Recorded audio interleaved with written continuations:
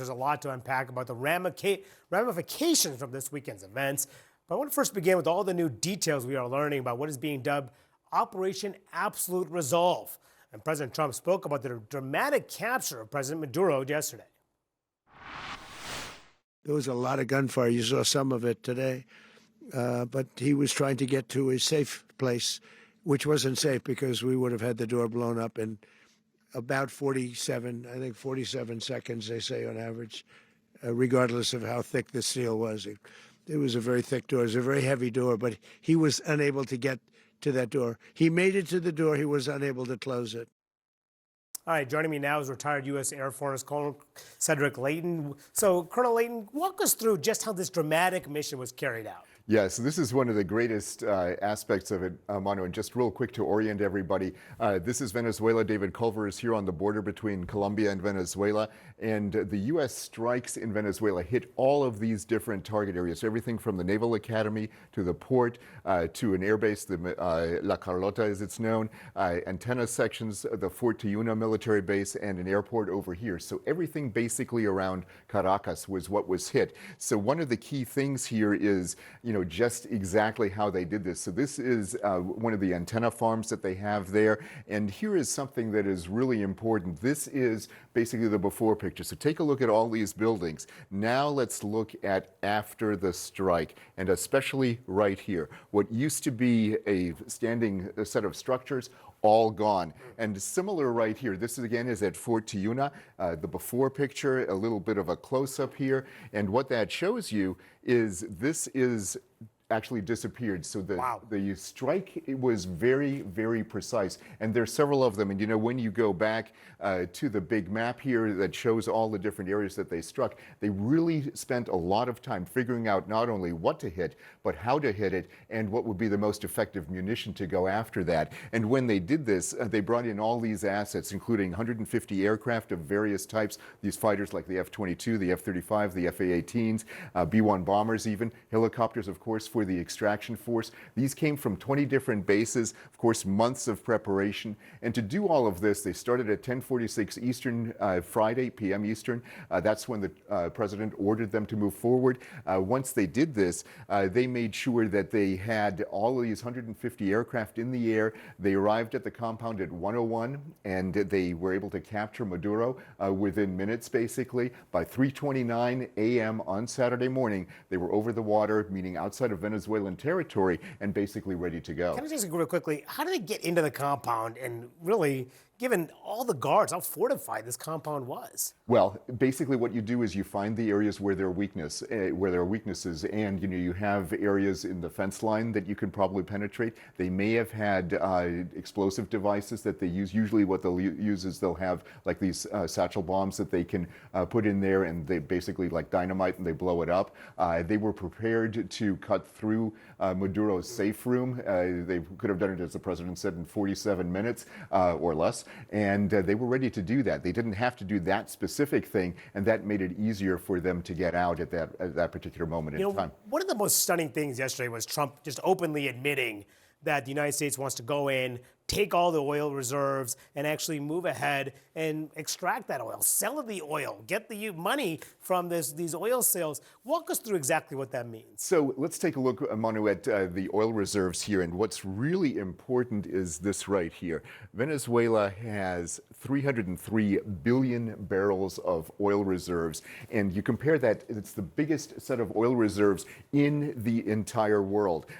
Bigger than Saudi Arabia, bigger than Russia, bigger than the UAE. And that is something that is really, really important. Now, when you look at daily oil production, what you have here is how bad the infrastructure in Venezuela actually is. From 2013, they were able to produce almost 3 million barrels per day. Go down to 2024, they produce less than 1 million a day. And that is the key thing here. The infrastructure in Venezuela, lots of oil, but the problem is the infrastructure actually is decrepit. It is not producing the oil that it needs to. All right, retired U.S. Air Force Colonel Cedric Leighton, thank you so much for your expertise. And I've got an excellent group of reporters to break this down even further. Politico's Dasha Burns, David Sanger with the New York Times, and Sung Min Kim with the Associated Press. Good morning to you all. David, I want to start with you about, you've been covering this for so long, what's happening with Venezuela. the question everyone has is, how are they going to run this country? Trump says they're going to run it, and you have the vice president, now they said there's the interim president, Delcy Rodriguez, saying she's not going to just allow the United States to come in and run the country. So how is this going to play out? So, Manu, this is the great contrast in what we've seen happen here. As you could see from Cedric's description, this was an incredibly precise military operation. And I think the president and Secretary Hegseth, others were right when they said there's probably no other country in the world that could step in and pull this off in basically 2.5 hours. Obviously, months of planning. Cedric didn't mention it, but they even built a model in Kentucky of the entire facility that they were going to be doing so that they could invade it again and practice this whole thing. The astounding contrast here, Manu, is that there's this high that comes from grabbing the bad guy, in this case an indicted alleged drug trafficker. I haven't run across many Venezuelan friends who are sorry to see him go. He stole the last election. So there's that part. And then there's the stunning next part where the president says, we're going to run the thing. Well, he actually got elected president in part on the argument that the forever wars were ill-conceived, that we don't know how to go do this.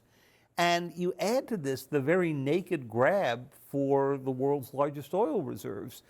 It's reasonable to assume that there are people on the ground, a lot of them in Venezuela, a country of 30 million people, who are going to say, we're perfectly happy you got rid of Maduro. No, that does not give you rights to our oil reserves. I mean, that's the contrast, as you point out. The precision of this strike, months of planning, CIA on the ground, the way that it was carried out. But what about the planning for the aftermath? Has there been planning for the aftermath to this extent? And I mean, Trump yesterday was asked all sorts of questions. Will there be boots on the ground, troops? He really didn't have many details. Yeah, way more questions than answers at this point. And look, if someone had told me when I was covering Trump on the campaign in 2024, and he was talking about grocery prices, anecdotes about how Melania wouldn't let him buy bacon because it was too expensive, talking about immigration. If someone had told me then that we would be doing regime change in Venezuela within his first year of his term, I would have told you were crazy. Now, the way that some White House allies are framing this is that they get to message this as a law enforcement operation, that the warrant for his arrest, that he's a narco-terrorist, that they get to say, this wasn't regime change. Yes, that was a byproduct of what we did, but that's not necessarily the intention. But then Trump goes out and says, we're going to run the country. And one of the sources that was telling me how great a message this was then heard that and said, oof, because literally that was the response, because then that wipes out so much of what they had tried to build as the way to bring some of the MAGA isolationist folks along. Now, they're not rebelling just yet, I think in part because we don't know what we run the country is actually going to mean, and that's where the political risk is. It's all about what happens next. And I mean, there's just so many questions the American public has. I mean, look at this CBS poll from just a few weeks ago. Has the Trump administration clearly explained the position on the U.S. military action in Venezuela? 73% say no, because they had not explained that this was about regime change. Right. And those are the concerns that you're also hearing from Congress as well. But going back to the fact that there are just so many more questions than answers right now, even throughout the day yesterday, the president gave conflicting answers to these very key questions that the public has had. For example, at his press conference, when he was asked about potential boots on the ground, he seemed pretty willing to say that he was willing to put troops there, saying, we're not afraid of the concept of boots on the ground. But then later in an interview with the New York Post, he very much backtracked on that. So you're just going to see these questions develop through the next several weeks. Obviously, the relationship, if one exists, between the Trump administration and Delcy Rodriguez. He seemed to imply yesterday that she told Secretary Rubio that they will coordinate with the administration. Now And then she said something opposite.